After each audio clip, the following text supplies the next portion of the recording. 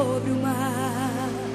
Quem é Ele que pode fazer o mar se calar? No momento em que a tempestade vier te afogar, Ele vem com toda a autoridade e manda acalmar. Quem é o homem que teve o poder de fazer Israel caminhar por entre as águas do Mar Vermelho?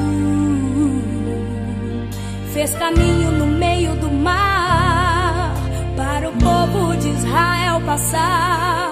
Do outro lado, com os pés enxutos, puderam cantar o hino da vitória. Quando estiver frente ao mar e não puder atravessar, chame este homem com fé, só ele abre o mar.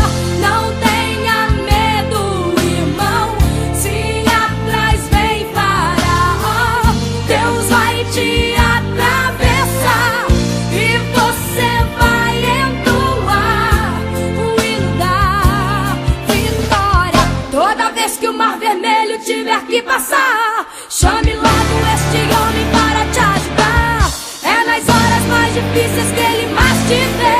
Pode chamar este homem que ele tem poder. Se passares pelo fogo não vai te queimar, se nas águas tu passares não vão te afogar.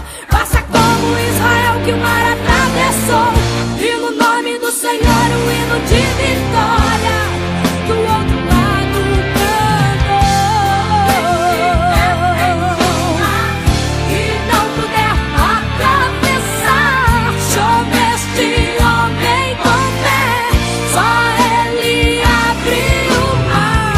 Não tenha medo, irmão, se atrás vem Faraó, Deus vai te atravessar e você vai entoar o hino da vitória. Toda vez que o Mar Vermelho tiver que passar, chame logo este homem para te ajudar.